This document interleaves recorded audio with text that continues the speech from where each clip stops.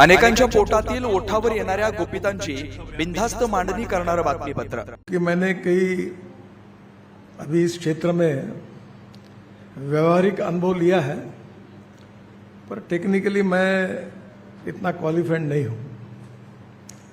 पर आप जैसे अनुभवी लोगों के साथ डिस्कशन करने के बाद कुछ बातें जब समझ में आती है तो उसको इम्प्लीमेंट करने की मैं कोशिश करता हूं।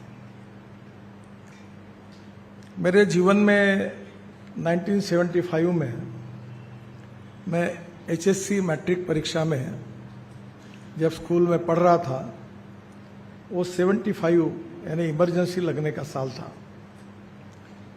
स्वाभाविक रूप से मैं इमरजेंसी के खिलाफ आंदोलन करने के लिए उसी समय सरकार से लड़ाई लड़ने के लिए भूमिगत रहकर फिर ओपनली कार्य करता रहा, और उसका एक बुरा परिणाम मेरे जीवन में हुआ कि मेरे परिवार वालों की इच्छा थी कि मैं इंजीनियर बनूं, पर ये दुर्लक्ष्य करने के कारण परीक्षा तो मैंने दी और मुझे 52% मार्क मिले, और मेरा दुर्भाग्य था कि साइंस ग्रुप में 49.26% मिले। तो प्रोफेशनल कॉलेज में मिनिमम क्वालिफिकेशन 50% के ऊपर होने के कारण मैं इंजीनियरिंग के एडमिशन के लिए डिस्क्वालीफाई हुआ। अब ये अचंबा है कि आपने मुझे फेलोशिप दी, वैसे अभी तक मुझे 14 डिलीट डॉक्टरेट्स भी मिली है, फिर भी मैं अभी तक डॉक्टर लगाता नहीं हूँ, क्योंकि मैं आज भी ये बात ग्रास रूट लेवल पर समझता हूँ कि मैं इस सब्जेक्ट का एक्सपर्ट नहीं हूँ। पर मुझे इम्प्लीमेंट करने का सौभाग्य मिला। Mumbai Pune express highway, Worli Bandra sea link project और 55 फ्लाईओवर्स मुंबई के, इसके कारण मुझे ये अवसर मिला। 95-2000 में शायद महालक्ष्मी में आपका एक ऑफिस है, और उसमें रायकर साहब उस समय स्ट्रक्चरल इंजीनियर थे, आपके अध्यक्ष थे। तो उन्होंने मुझे बहुत आग्रह करके आपके कार्यक्रम में बुलाया था, और उस समय भी उन्होंने मुंबई के फ्लाईओवर्स और हाईवे के कारण उन्होंने मेरा गौरव किया था। यहाँ की इंस्टीट्यूट ऑफ इंजीनियर्स में तो मैं बहुत बार आया हूँ।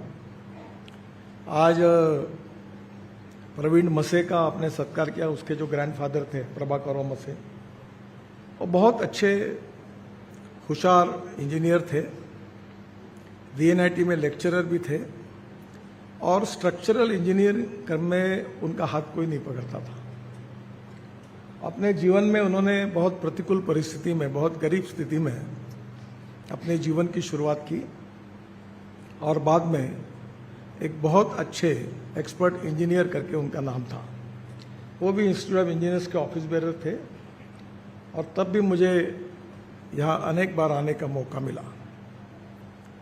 एक बात जरूर है कि इंजीनियरिंग में लगातार काफ़ी डेवलपमेंट हो रही है। विशेष रूप से सिविल इंजीनियरिंग में जो डेवलपमेंट हुई है उसके आप सब लोग साक्षी हैं। एक बात सिखाई नहीं जाती, और उसकी कहीं ना कहीं कमी है, ऐसा मुझे लगता है, और वो कमी विशेष रूप से सरकारी काम करने वाले इंजीनियर्स में ज़्यादा है। वो कमी ये है कि चल जाता है। ये चल जाता वाली बातों ने बहुत काम बिगाड़ा है। We need to reduce the cost of construction and improve the quality of construction. दुर्भाग्यवश क्वालिटी ऑफ कंस्ट्रक्शन के बारे में, बाकी तो कारण अनेक है, हम लोग भी उसके लिए जिम्मेदार हैं, पॉलिटिशियंस, मंत्री, पर इंजीनियर्स जो है उनके इंजीनियरिंग के इथिक्स के हिसाब से उन्होंने कोई भी काम क्वालिटी स्टैंडर्ड्स के नीचे नहीं होना चाहिए, ऐसा काम करना चाहिए। ये उनके इथिक्स के साथ जुड़ी हुई बात है। हमारे NHAI में हजारों इंजीनियर्स काम करते हैं, और मुझे थोड़ी गलत भी आदत है कि मैं ओपनली कोई बात होगी तो पूछने के लिए संकोच नहीं करता। तो एक बार मैंने उनको पूछा कि कहाँ से आए हो, तो IIT के बहुत लोग हैं, मैंने बोला हिंदुस्तान में इतने रोड बनाए हैं कि रोड के बाजू में तुमने बनाए हुए नालियों में पानी बहता है, ऐसी कोई नाली दिखाते हो क्या? मुझे दिखा सकते हो आप? तो बहुत मैं शोध कर रहा हूँ, 11 साल मंत्री हूँ, अभी तक ऐसी नाली नहीं मुझे मिली। इतनी घटिया क्वालिटी की नालियाँ बनाते हैं। तो मुझे समझ में आया कि इसको प्रीकास्ट को अभी हमने मैंडेटरी किया। अभी जीआर निकला है कि 100% हमको प्रीकास्ट करेंगे। कंपाउंड वॉल, जो एक्सप्रेस हाईवे एक्सिस कंट्रोल, और ये सब आईआईटी के इंजीनियर हैं। तो मैं जब राजस्थान में हमारा जामनगर से अमृतसर हाईवे का निरीक्षण कर रहा था, तो एक कुत्ता दौड़ते हुए आया और उसने कंपाउंड वॉल से छलांग मार के रोड में घुसा। तो जहां कंपाउंड वॉल बननी थी वहां पहाड़ था।